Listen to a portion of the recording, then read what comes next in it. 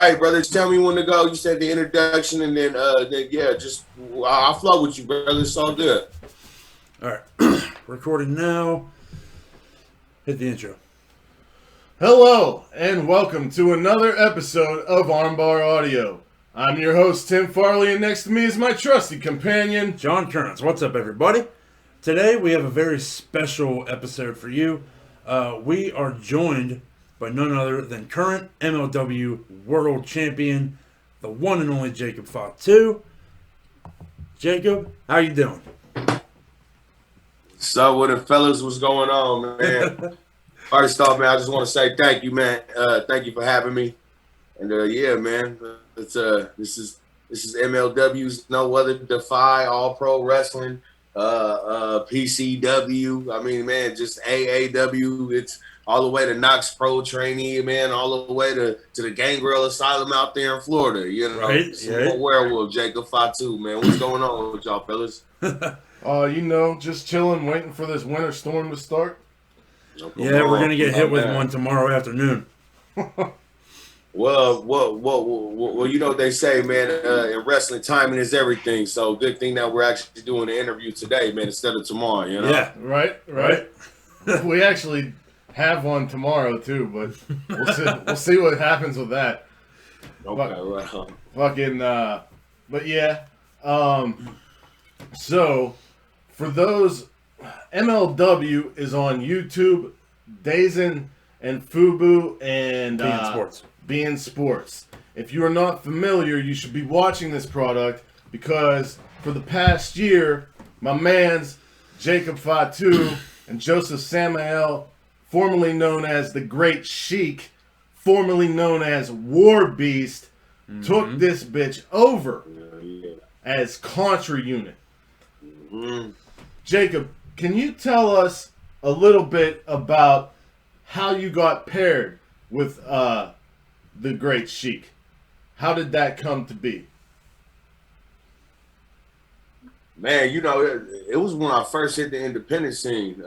You know, to be exact, I think I've been wrestling for about like 7 years or 7.5 years by the end of this year. So it's crazy. I always thought I was wrestling for almost 8 or 9, but it turns out it wasn't right. But anyway, that's another story. But my boy Jeff Cobb, if you guys are familiar with J.R. Kratos and Jeff Cobb, we're all from out here from the west coast of California, but we're actually in Northern California. That's more like San Francisco, Sacramento, Chico, you know, San Jose, San Ramon and all that.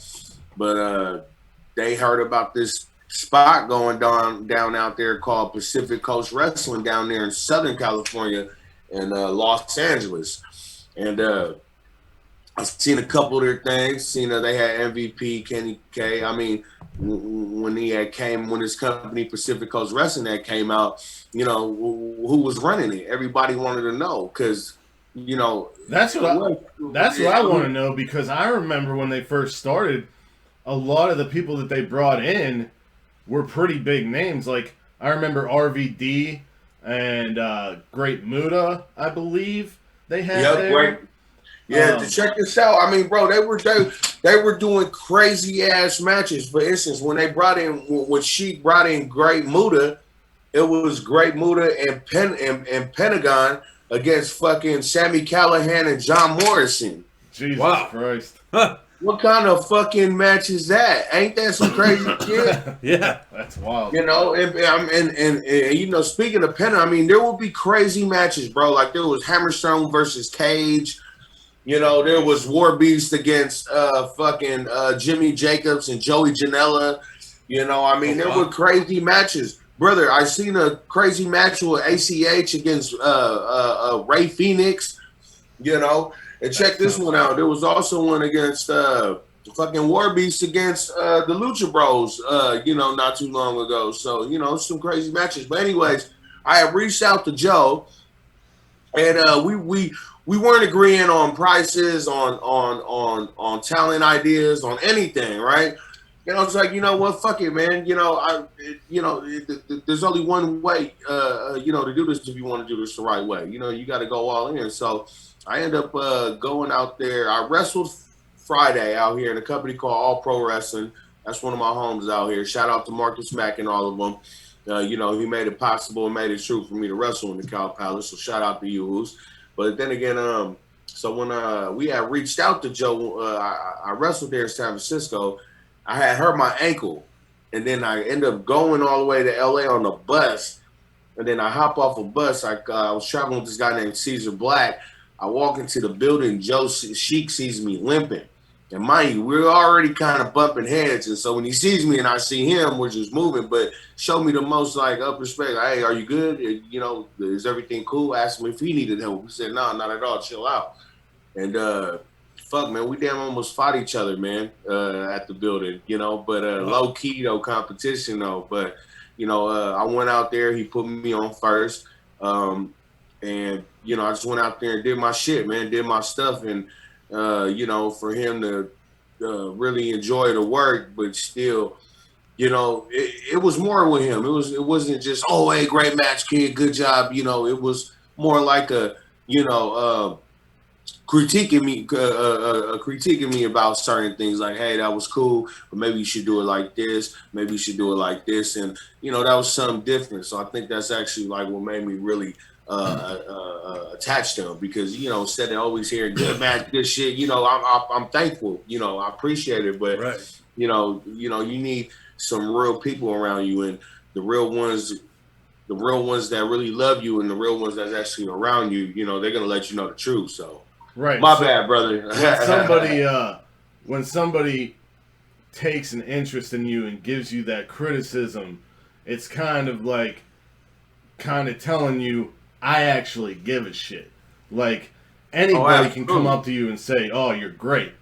But, like, the people who actually care about your future are going to tell you the real shit, you know?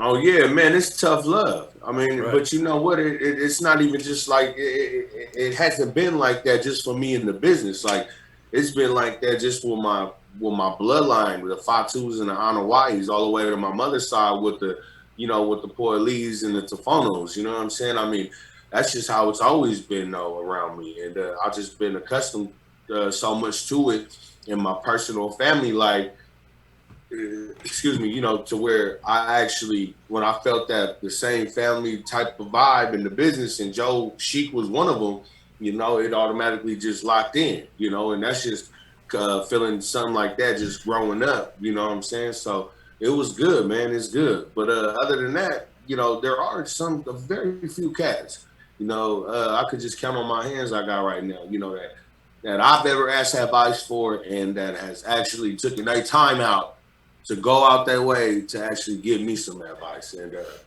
you know, I appreciate it. That's awesome. So you touched upon your upbringing and everything. We all know with your last name where you come from, but let us know a little bit more in depth about that. Oh, absolutely, man. So, you know, I hope y'all got y'all seatbelts on, because I'm about to take y'all for a little ride real quick. You know. So Alpha and Chica, the Wild Samoans, right? Mm-hmm. Yeah. Now they have a younger sister, and that younger sister is my grandmother. And she is the mother to my father, the Tonga Kid, also wrestled as half of the Islanders when he used to tag team with Haku back in the late 80s. Yeah. And yeah, man, my dad's Sam Fatu. And he's the older brother of, rest in peace to my uncle Umaga, known as Eki Fatu, also known as Jamal from 3 Minute Warning. Mm-hmm. That was tag team with Roman Reigns' brother, Rosie, my Uncle Matt, shout out to him. And also his older brother is, man, none other than the icon, Rikishi Fatu, man, himself, you know, man, you know, big man loved to dance and stuff. You know what I'm saying? So I remember Rikishi whenever he was in the Samoan Hit Squad, man. Mm-hmm. Like, oh, yeah. Like, they was going crazy at that time. Yeah, and then he was the Samoan Savage, and then they put him in a mask, and he was the fucking Sultan or whatever, and it was terrible. Yeah, he was the Sultan. Hey, but check this out, like, you know, for a little bit of game for that, for the fans and for everybody out there. The Rock's very first WrestleMania was WrestleMania 13 as Rocky Maivia. And who was The Rock's very first WrestleMania opponent? Sultan, right? Crazy, right? Yeah. Ain't that crazy how that works out? It turned out it was Rikishi. That's wild. That's the show, my brother. Yeah, ain't that crazy, man, how all that works out, though? And then now look, didn't even know that they was family and, end up running that angle and then had that awesome match at Survivor Series. I mean, yeah, it don't get no better. Man, my wife always said history repeats itself. And just to touch on Rikishi and Rock wrestling, I mean, look, it's happening right now with Brother Jay and Big Dog right now in WWE too. So, it's crazy, man, how everything works. For sure. Speaking on that, you're in MLW right now. We recently saw you in GCW, another big indie, AAW. You've had some great matches there, especially like a feud with Sami Callihan, I believe. PCW. In Milwaukee, yes, with AAW. And PC. And shout out to thank you for bringing up that match. That's one of the hidden matches, man. I got a lot of good shit, man. Thank God for YouTube being on there. But it's matches like that. I don't think a lot of people really actually know matches like that actually happen. Yeah. Well, you gotta be like really into wrestling to know that shit. Exactly. Like you don't know how much time me and this dude devote to wrestling. Like research, mostly. You know what I mean? Absolutely. Especially doing this every week. If you don't do the research, you run out of shit to talk about quick. Exactly. Absolutely, yeah. And one of the main goals of this show is to showcase other wrestling to like people. Outside of AEW, WWE. Exactly. Like showing the indies, showing Japan, the UK, WXW in Germany. Like, we cover all that stuff because we want people's horizons to be expanded. That if you're not enjoying what they're presenting to you, find what you like. Because wrestling is for everybody, and there's something for everybody. Exactly. I knew you guys understood everything, man. More than life. And you know what? You're absolutely right. Because let's keep it real. To touch on that. It's crazy how wrestling, how this business brings different personalities, different cultures, different backgrounds together. Yeah. Look, it brings us all into one. Like, we probably have nothing in common, but we do because professional wrestling. Right. We've been talking about that. We've been talking about how this pandemic is killing us because we want nothing more than to go out and see live wrestling again, because I've been to Ring of Honor shows. I've been to NXT. I've been to all sorts of indies. I went to Dynamite when it was here. Oh, yeah. And it's like, when you're in that crowd, you're a family. Yes. And it's not just, it's also like, I've noticed, like, when you're a wrestling fan and you meet another wrestling fan, or you're a metalhead and you meet another metalhead. It's an instant friendship. Or you're a hip-hop head and you meet another hip-hop head. Anything that you're, like, super passionate about and you meet somebody who else is. Like, honestly, all the people that I've met in the past 10 years all like wrestling. Like, wrestling pretty much has created the whole bubble in which I lived. Yeah, and you will be surprised who's actually a wrestling fan. Right.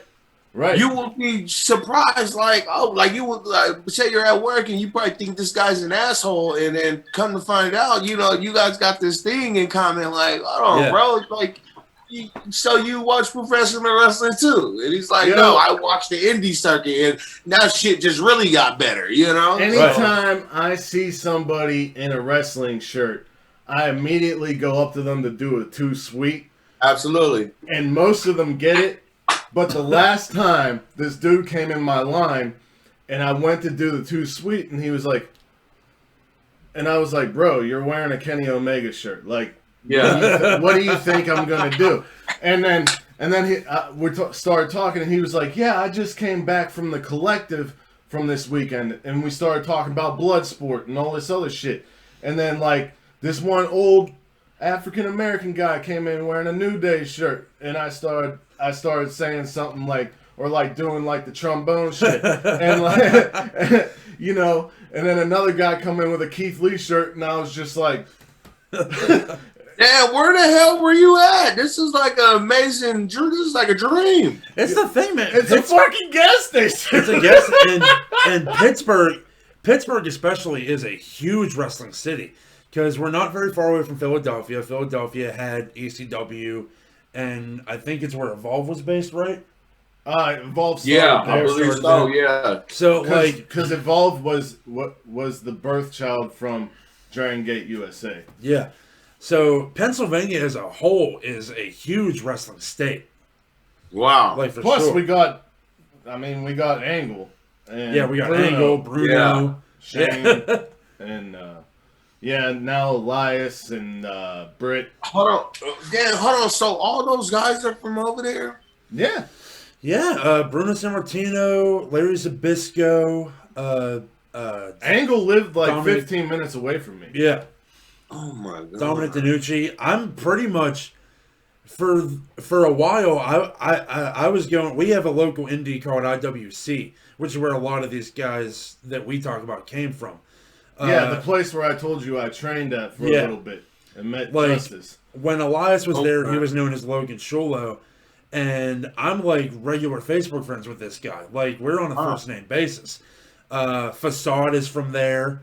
Facade was just at Slime Season. You were there. Shima Zion, who was DJ Z. Now he's Walking Wild. Oh, Facade. Facade. The one with the green hair. Yeah, Neon Ninja. Yeah. Yeah, that's my brother, man. Yeah, I actually worked him out here in San Francisco in a place called West Coast Pro Wrestling. Yeah, nice. That's awesome. Yeah, man, he's crazy. That fucker's crazy. He does 450s to the outside. He's insane. He's insane. I saw him. I saw one of the shows I went to. He did a moonsault to his former tag team partner off of a basketball hoop. Who, Gory? Yeah, Gory. Crazy. Bro, you know, I'm Samoan, so you know, not only do I wrestle with no shoes, you know, but that shit's not a work. Like that shit's for shoot. Like I really just wear flip flops everywhere. Yeah, and we were at GCW and fucking cold as shit, Las Vegas. Weather cold. I have no socks, and he throws a brand new, fresh, fluffy black pair of socks at me, man. So shout out to Facade, man. Yeah, well, being from Pittsburgh, you know how to handle cold weather. That's for sure. Yeah, I could tell because he was the only one out there with no shirt on. Yeah, there's dudes that walk around in a foot of snow out here wearing shorts. Yep. The white dude in Pittsburgh is basically shorts and a hoodie. That's it. Everybody else is bundled up, but you see that one white dude walking down the street, like, and you're like, "What the hell are you doing, bro?" You know what? That's one place I always wanted to go. Is Pittsburgh. You know, a lot of Samoans, the Polynesian community. Not only that, the West Coast period. And I'm talking about only California. There's a lot of Pittsburgh Steelers fans out here in California. Oh man, they're everywhere. It's crazy. Like you can go. They're like the Raider Nation. You guys are like the Raider Nation, bro. Yeah, man, and you can go. You can find a Pittsburgh sports store in almost any state or city that you're in. I believe that they have Steeler bars in the UK. Yeah, and shit. Bro, I know y'all got love for Troy Polamalu, man. Oh yeah, big time. Yeah. His is one of the only jerseys I've ever owned because I'm not a huge sports guy, but I definitely like when somebody resonates with me like that. I get that jersey. When I grew up, I loved football because of my grandfather, and then like growing up, I seen a lot of bullshit, and I started thinking for myself, and I was like, I don't know if the NFL is for me anymore. But the guy I always respected and loved was Troy Polamalu, because even though he was a killer on the field, he was such a great role model in real life. Yeah. Oh, yeah. Shout out to brother, man. So we touched on GCW a little bit. They just had GCW Slime Season, which was a charity event that was free on YouTube. You can go watch it right now. And you worked another one of our IWC guys, actually, Matt Justice. So that match with Matt Justice was brutal. The freaking chair spots in that match made my jaw was on the floor. So what was it like? What was it like going through that match? Man, it was first off, that I don't even think he's human, Matt Justice. That motherfucker's crazy. It was good, man. It was good. I don't know, man. Going into that match, it was something like with GCW, it's like another type of love, you know. When I first had met them, they came out here to Los Angeles. They came out to LA, to California, and you know, tapped in with them. It was cool. This is right after I got done working Joey with War Beast out there at PCW, and Joey had ended up calling, got me in over there. Crazy thing was, I was actually supposed to be on Lost in New York when Marco's stunt went viral, and Sabu and Sandman and all of them was over there. Oh wow! Yeah, I was actually supposed to be there, man. That's when Jimmy Lloyd power drive my little buddy Eli Everfly. Eli's awesome. Yeah, dude, he fucking hit the ship all the way at the top of the ladder. You know, those motherfuckers are crazy. But anyways, yeah. Can't mention Eli without mentioning Delilah. Yeah, man, they good people, man. Those both my people right there. But when they brought me down there in GCW in LA, man, they took care of me. And not only that, it was my type of fucking crowd. So Right. you know, that's kind of what made it a little bit more better too. But going into there, not even knowing who we was gonna work, you know. I mean, plus there was a lot of other people that's supposed to be on the show, but nobody, you know. So they actually kind of had to switch a lot of whole things up. But on that card though, it was just really about going out there having fun, and you know, you got to learn how to adapt to certain people, different styles, and you know, for right now, since I actually hit the scene and shit's been popping. Right. Yeah. I can honestly say he's one of the toughest opponents I ever had and one of the craziest motherfuckers I ever met. Right now, it feels like since the Reseda building has been sold off or whatever, and PWG hasn't been able to run a show all year, it feels like GCW is kind of like the spiritual successor to PWG, which is awesome. So congrats on getting involved in there. So with as MLW heavyweight champion, what does that mean to you? What is the goal of Contra, and what do you want your legacy to be? Man, brother, what was the first one again? I'm sorry, I totally had that shit ready right now. All right, so like as MLW heavyweight champion, what does that mean to you? Oh man, it's more than just the belt. It's more than just the gimmick. It's not a lot of people know. Before I even set foot in MLW, you know, my dad's little brother Umaga, they were signed to MLW. The late great Samu, he was very good friends with Court Brower. He was signed with MLW. My cousin Lance on Hawaii, he actually wrestled here. So before I touched down, it was already something special and it meant a lot. Yeah. You know, but not only that, like they gave me the platform, like they gave me the opportunity, you know, to really pick it up and really to take care of business. And, you know, it just took me to another level. You know, I was thankful for the talent and you know, everything, but I was also thankful for the people that I had around me. So being MLW champion, brother, you know, this shit actually really means a lot. You know, shit, I actually got one of these things right here, man. Hey, man, make sure you guys send me this.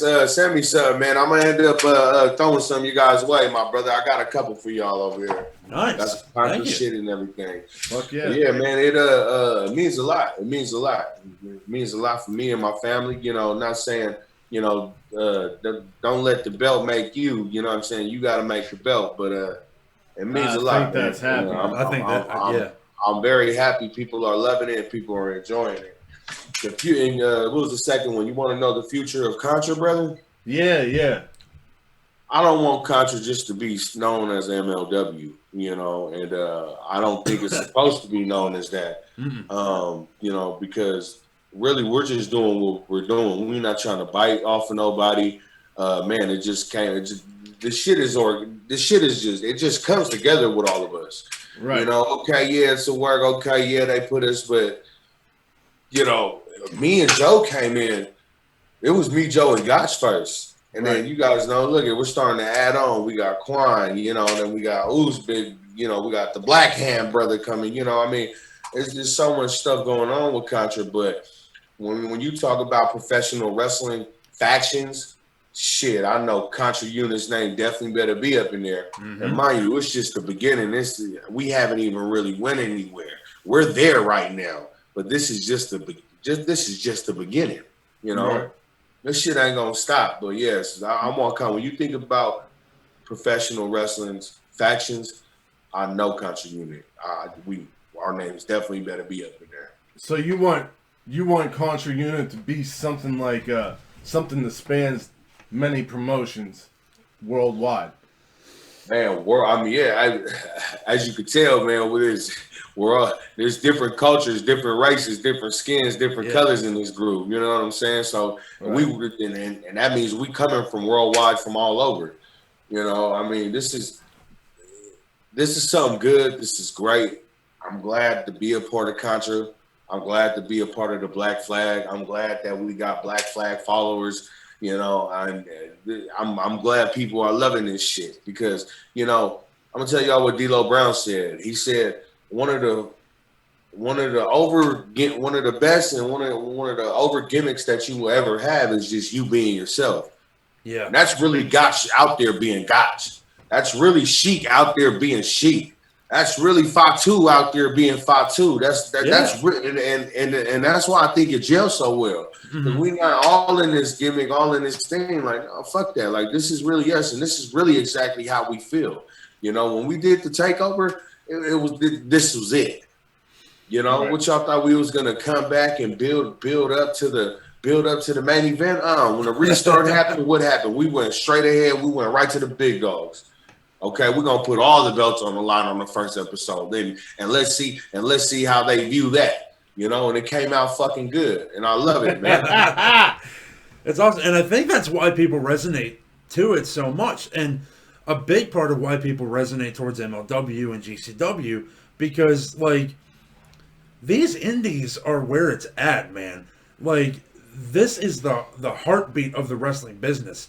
Without the independents, you don't have AEW, you don't have WWE, you don't have Ring of Honor. Well, Ring of Honor's sort of like a mega indie, but like especially like New Japan, Progress, like these places are wrestling. Yeah. Oh, absolutely, and not only that, I mean, all the companies that you just named, mind you, it wasn't like this a couple years ago. Like when I first came in, I remember seeing stuff, but it wasn't how it was now. You know, like they always say, "Hey, Fatu, man, you think you wish you would have signed, or you know, do you wish you would have started a little bit younger?" You know, listen, timing is everything. I'm happy where I'm at right now. Yeah, you know, MLW, fuck it. When MLW came around, there was nobody else around. And, you know, people say, oh, man, you done signed that contract. You done got on. Okay, so listen, man, I had to do what's best for me and my family and, my wife, my kids. But, in all due time, all due time. But not only that, companies, it actually looks like they're all starting to actually like fuck with each other rather than trying to be the competition against each other. That's the thing, and that's the thing. Like, it's like, and it's so true because, and the fans notice, one company in particular does not give the fans credit for having any intelligence whatsoever. You know what I mean? And I don't want to, I don't want to be this guy, but you got to talk about Connecticut. Right. You got to talk about the like VE WWE. Like it seems like for some reason it's like they think they can't work with anybody. But they could, and it could be so awesome if they would just open their doors and accept these other people in and work with them and trade back and forth. Like, nah, but it's cool, man. It's cool now that the other promotions are starting to get that, because the more and more the other promotions grow, then you go back to more of a territory days, and that company has more competition, and the competition will be better. Sorry, we're bullshitting. No, man, shoot that shit, man. This is what it's for. Right. We came here to shoot about everything. So hell yeah, let's do it. Like, one of the things that's really struck a chord recently is this AEW and Impact thing. Like, it's a thing that I don't think any other company would do. What they got going on? Well, you got Kenny Omega became the AEW World Champion, and the next week he showed up on Impact with one of their owners, Don Callis. And this is like, it's creating this working relationship that is becoming very clear to the fans, and it's something that's making fans tune into the shows. And then you also got on Impact. You had Romero showing up. You got the Good Brothers there. There was some New Japan talk. They had Chris Bay in the Super J Cup. I mean, hey, Chris Bay! Shout out to Chris Bay. Chris Bay is so awesome. That's my dog. He from out here in the West Coast, man. He a Las Vegas cat. Shout out to Bay. Nice. Big time. But I mean, like, it seems like there's all these little dots connecting right now. So what do you think about that? Like, how do you think that that's good for the business, or do you think that like if you were a promoter, would you be, I guess, selfish, or do you think that those things help in general? I mean, I think it's cool. You see people doing shit like that. I mean, and I only say this because I remember being young in the 90s, and I remember when fucking Paul Heyman and ECW showed up on Raw. Yeah. That shit was tight. And I was like, oh shit, like, that, man, like, because like when I was growing up in wrestling, like that was my year. Like, that's when I fell in love with it. You know what I'm saying? Seeing my uncle Yokozuna, the Head Shrinkers. Yeah. Fucking Bret Hart, like that was the shit, man. Like around that time, the gimmicks and LOD and and then when I got a little like a teenager and stuff, start to get some hair on my chest and stuff, man. Then that's when the Attitude Era hit, and I was like, holy shit, this is because I grew up on all that. And not only that, I think I was backstage in too, like with all those years. I was backstage when Yokozuna won the Royal Rumble in 1993. I'm from Sacramento, and he won that motherfucker in Sacramento, in my hometown. And man, it was just so cool just to be a part of all that. But I mean, I'm a fan. I mean, as a wrestler, I'm gonna tell y'all something. Y'all remember who? Okay, so I was trained by my father at the time of kid.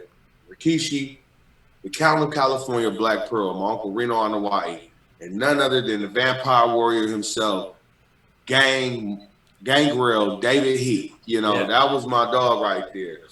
I remember doing an interview, man, and watching him and his wife, Luna Vachon, rest in peace. And she said she don't like when people use the word marks. I'll call fan marks. And then, I'm sitting there watching, and she's like, yeah, because you know what? At the end of the day, you know who the biggest marks are in the business? It's us, the wrestlers. I knew it. Yeah. All right, bro, but check this out. She was fucking right, because until this day, like, I still like watching the shit, and I know about all the shit. And not only that, we're in the business. I always hear the other boys talk about, oh, this guy. That's how I be getting laced up sometimes. Yeah. Because really, when I hit the indies, I didn't know anybody. Right. Bro, I didn't know anybody. I didn't know anybody in the indies until I started coming over there, walking over here, going AAW, shout out to, I really, man, shout out out there to the East Coast, man, especially Chicago. Chicago really made me out there, and Philly made me out there. Man, bro, it's just crazy. But I think it's a good thing. I think that was cool to see Bay out there and the J Cup and the good brothers over there.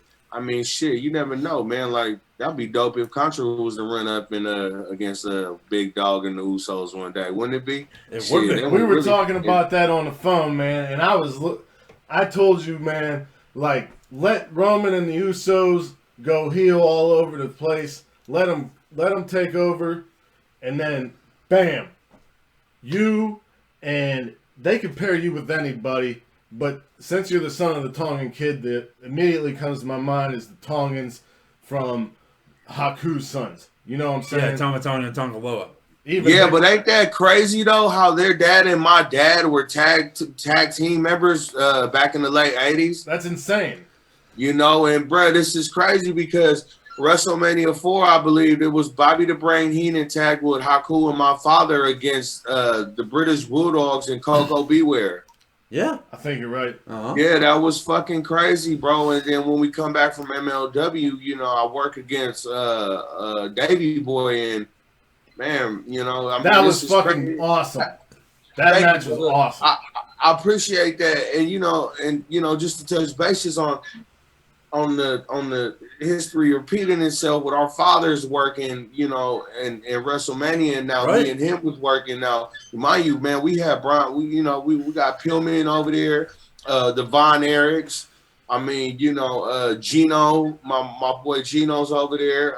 We're all like third generation workers, coming out the family, and that was another reason too. Like, I thought was awesome though too, being with MLW, man. It was just like a whole nother field, I mean, cause shit, we also got the same day. Check this out, Hammerstone, me, Sheik, and Warner. We all signed the same day. Ain't that that's a crazy fucking group, huh? It really is. Hammerstone, especially, is one of our favorite follows on Twitter. I mean, his Twitter game is, bro. Don't he got like a fucking Twitter army fan base on Twitter? He crazy. He really does, and yeah, I love it when he responds to negative criticism, and it's just like everybody comes in and it's like, no, you're right, he's right. Like, that guy's an idiot. Like, Hammerstone is the man. Like, it's just hilarious to see. I bro, but the real cool thing about now check this out. The real cool thing about the Twitter shit with Hammerstone, like, that's how he really is, though. Right. Like, it's not just the work. And I mean, I had chances, to actually see. I seen this motherfucker choke somebody out for real. We were at a wrestling show, PCW. Okay. We had Sheik show, crazy. The fans acting up, telling him to back off. The fan ends up hitting one of Hammerstone's boys. He's just drunk. Hell no. And he just takes off on his boy. And instead of his boy, looking out for his boy's getting ready to swing back. And, mind you, we're in Los Angeles, so this is crazy, right? I just seen Hammer just come right behind the brother and put him in a choke lock in a sleeper hold. But did the sleeper hold. You guys remember that look when Bubba, and if Hammer is watching this, he's probably going to start laughing his ass off, because this is exactly the same thing I told him. So when he's choking, not choking the guy, but when he put him in a sleeper hold, the brother falls out, like, right? And then you guys remember Bubba Ray Dudley when he used to powerbomb Mae Young through the table? Remember that stare he used to have? Yeah, that's it, bro. That's how Hammer was like. That's how he was looking, and he had to hold, and they had to tell him, brother, let go. So when Hammer, it was crazy. He just went from having to stare to letting go, got up, didn't say shit to nobody, and walked off. That's a fucking badass, bro. That's fucking badass. Bro, he's really a tough motherfucker though, man. And you know, like, man, he's one of those cats that you know, that been through a lot. You know, don't think just cause the motherfucker jacked and shit, he not, you know, like, you know, that boy put in a whole lot of hard work though too, and still putting in hard work. You know, that's it, man. We got maybe like 3 more questions for you. So good. First, you were talking about being a 3rd generation wrestler. What does that mean to you? Like, do you want to be associated, or do you want to be on your own path? How do you want to be viewed at the end of the day? What do you mean associated? Like I mean, do you want people to say, "Oh, he's just another Samoan," or like is that enough for you, or do you want yourself like to be? How do you want to carve out your own path? Because I know when we spoke on the phone, you said you don't want to remind anybody of anybody else in your family. Oh, absolutely, yeah. I mean, I'm definitely going to represent and be associated with the Samoan dynasty, no other. I mean, it ain't even just the dynasty, you know, I'm just here just to represent, you know, just for our people, though, period. I mean, not saying that the legends and the titans before me, you know, haven't been represented. Man, they actually is the one that has actually paved the way for us, you know, cats like me just to come up. But definitely being in the family, you know, I want them, when they think about me, thank you, brother. When they think about me, I want them to remember me for Jacob Fatu. Not, okay, they was just another member of the Samoan dynasty. He was just part of the Anawai Fatu family. Like, no, it's different. And when I first started, yeah, absolutely. Because mind you, come on, man, let's be for real. Wild Samoans, Peter Maivia, fucking the Head Shrinkers, Yokozuna, Rikishi, Umaga. And mind you, I got cousins right now that's actually active. Roman Reigns and Usos. And then you got the other family on the other side, you know, shout out to my Tongan people, my Toku'ulas out there. You got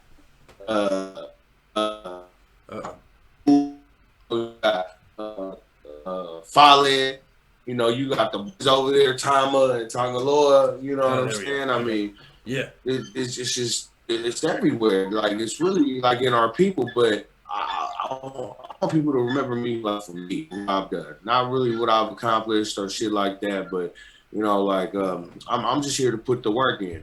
I'm just real happy, and I'm glad, and you know, I'm thankful that people actually enjoy my work. They enjoy watching me. You know, they enjoy you know, like they're into like what I'm doing. And it's you know, like I said, it's not just me doing it by myself. I got a lot of good people around me. But again. So anyway, we were talking about that, and you know, the only one you remind me of is Umaga, because you got the size and you got the look. But at the same time, what separates you from him, he wasn't doing pop-up Samoan drops and beautiful moonsaults off the top. So I don't think you got anything to worry about being part of it. No, brother. Man, Uncle was definitely doing the pop-up Samoan drops. He's the one that invented it. Yeah, but you put your own mark on that shit. Oh, I appreciate that. Man. You're vicious. Man. Yeah, it was. You're vicious without the makeup. You know what I'm saying? I appreciate that, brother. I appreciate that, man. Yeah, you know what it was. I just took a little. I took a little bit of something from a little bit of everybody, and including my favorite wrestlers. You know what I'm saying? Like, I ain't gonna. I ain't gonna tell who my favorite workers are. You know, I throw somebody out there because you know I don't want nobody to try to take my moveset now and try to figure it out.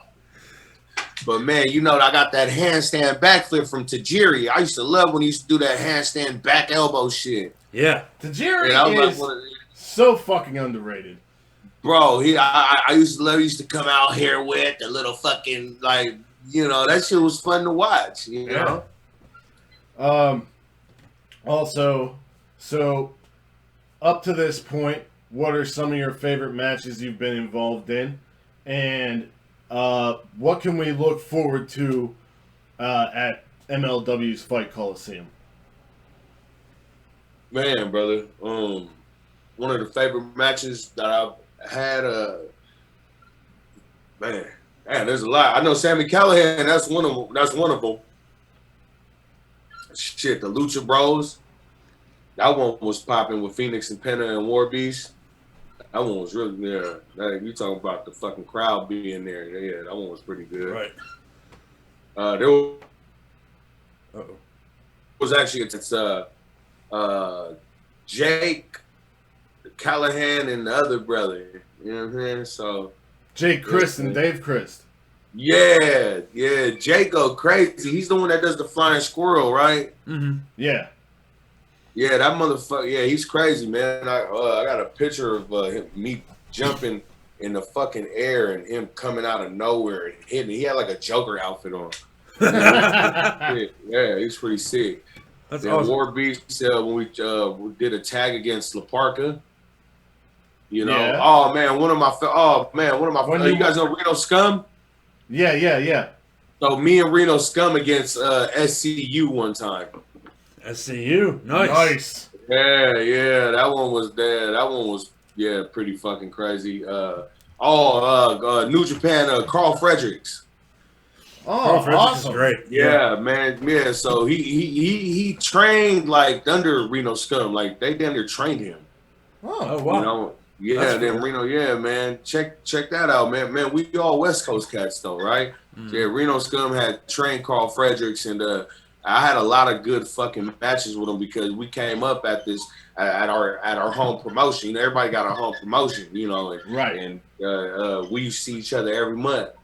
And man, my first time, me and Carl Fredericks, it was we ended up tagging. We were supposed to wrestle against each other. We were in the middle of bumfuck nowhere, like there's nothing but haystacks and cows out there, bro. Yeah, it was horrible. It was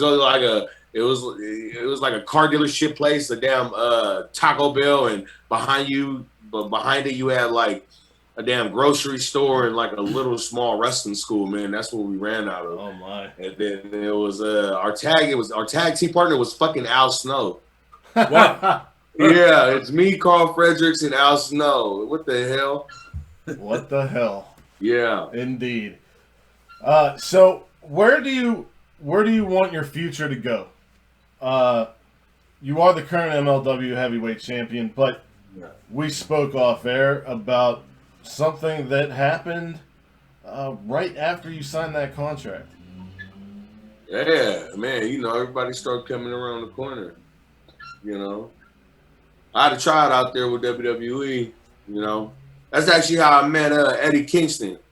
I met Eddie Kingston, Ruby Riott, Shayna Baszler, Rich Schwann's wife, Su Yung. Yeah. Okay. Yeah, I mean, man, you know what? I think one of the girls right now up in there, she was it's the tall girl in NXT. Raquel Gonzalez? I don't know, man. She looked Polynesian though. I don't know if she was Hawaiian. I remember she was tall, but probably her. I don't know, but man, bro, that was a hell of a class. But that was my first time going over there. Oh, Will Hobbs, that was my boy. Will Hobbs was there. Yeah, Royce Isaacs. Y'all know, ever heard of Royce Isaacs? Unfortunately, I I don't know Royce. All right, it's all good. The only Royce I know is Royce the 5'9". That's the only. Royce 5'9". Okay, what's up, Detroit? Okay, yeah, but yeah, man, AEW had tapped in. Nobody, they came out of nowhere, They came out of nowhere. You know who actually gave me a call was Jungle Boy. Jungle Boy actually gave me a call. Said, Oh, wow. Hey, man, they're trying to get in touch with you. That's my dog right there, man. Another West Coast cat. Man. His dad, man, rest in peace to his father. A good man. Yeah. Oh, man, his dad was a good man. I remember when we all did a show, because Jungle Boy, he used to train out here in San Jose with a lucha company called Pro Wrestling Revolution or something like that. Gabe Ramirez, and Vinny Massaro. Like, y'all see the Panda? Y'all ever heard of the Panda on AEW? I think Jungle Boy wrestled with he was on an episode of AEW Dark. Yeah. And he did that really spicy chip thing on Being the Elite. yeah. Hey, listen, man, his name underneath that motherfucker, underneath the costume is a cat named Vinny Massaro. Man, check him out, man. He's the general. He take care of a lot of us young cats, and I was one of the young cats, that he actually took care of. And I'm talking about, I wasn't doing reverses, nip ups, and certain shit and combos and strong style Japanese shit. I wasn't like This man has been everywhere. He's like a little short Italian cat. Like, you really think he from New York? He speaks the language. Man, because he can actually sing though. But anyways, he took care of like me, Jungle Boy, and them back in the day. So shout out to Vinny Massaro. But yeah, man, Jungle Boy had called, and they ended up taking care of him. He was one of the very first people that had signed, and it was cool. I actually seen his dad at the Cow Palace when I wrestled Carl Fredericks for the belt. His dad was in the Cow Palace there. He was so cool, bro, because he walked in the back. He had a lucha mask on. I was walking by him backstage. I didn't know who he was. And he was like, hey, what's up, brother? What's up? I was like, what the fuck? And then he took off the mask. He was like, what's up, man? I was like, oh, what's up? So, man, shout out to his pops, man. He was a real good dude, man. He actually bought me a burrito, too, off a burrito truck in San Francisco. Oh, well, there you go. Yeah, it's pretty fucking awesome. Yeah, so shout out, man. But yeah, man, that was it. And then William Regal had called. Check this shit out. William Regal had called the next day. And it was too late. Like, they're just asking how long I was signing, and that was it. They good people though, but man, wherever it's at, man, just leave it up to God's hands. Leave it in God's hands, and just pray on it, and man, just keep grinding. That's it. And just not only that, man, just keep doing what we love to do right now. And as you guys can see, since the pandemic, I'm just trying to stay active too. That's about it. A lot of people didn't expect me to see me on the GCW, but there was a lot of places. Yeah, but, when I saw your name, I was like, fuck yeah. Yeah, brother. And there's a lot of places like people didn't expect me to go go anywhere, and I think that's kind of the fun thing about, touch bases on what you were talking about earlier about, do you think it's kind of cool for us to go here, go there, working at other companies? Yeah, hell yeah. I think it's cool. But then again, I understand how you feel, John, about the Fed, but you gotta remember, man, that's WWE. The Fed, they've been around for a while, brother. So, and shout out to them, man. Shout out to AEW. Shout out to man. Shout out to all the independents, because the independents actually, that's what's been taking care of, me and my family, with the independents, until all this stuff had hit. Right. Man, we almost to another year, and it's gonna be good. It's gonna be good all the way around, man. So our last question for you, Jacob, before we let you go, what can we expect from? Man, I don't want y'all to let me go, man. I know, but I have to go to work, bro. I have to go to work. I told this man the other night when we were on the phone, I was like, bro, I could have talked to this guy for an hour and a half if I wasn't at fucking work. Yeah. Well, let's do another one. Let's do a fucking part 2. Hell yeah. Let's do it. Fuck yeah. Let's do it. But check this. Yeah, bro, we could do it tomorrow, or we could do it fucking Saturday. Like when I'm barbecuing, like I'm for real, bro. I'm for shoot. I'm like, we can edit this shit out, or we could keep it on. I don't care. I don't give a fuck. Let's fucking do it. Yeah, for sure. So what can we expect from Fight Coliseum? Man, you know what? Listen, Coliseum is actually where I won the belt, man. And you know, I'm telling you, this is just something that just happened, that just gelled with Contra. You know, and it's gonna be the same shit. It's gonna be the same shit. The same way I shocked everybody. No, the same way Contra Unit shocked everybody July 6th of that year of 2019, last year. Yeah. Brother, this shit again. Every pay-per-view, every goddamn fusion, every goddamn episode, bro, Contra, this is it. So, yeah, man, we gonna keep continuing to keep shocking motherfuckers. You know, this is where it's at, man. Everybody's doing their thing right now, but I know for a fact they definitely gonna remember MLW and Contra. You know, they're gonna remember guys, and we got way more surprises too. You know, I'm gonna keep it real. I might get fined for telling you guys this shit right now, but well, you can tell us off air. Don't worry about it. Yeah, but fuck it, man. You know, it's going down, man. There's a lot of good surprises, brother. Nice. All right, Jake. We hope you have a great day, and we will set up that second interview. Thank you so much for coming on, man. Thank you. All right, let's do it, man. One love, Oos. One love. All right, peace.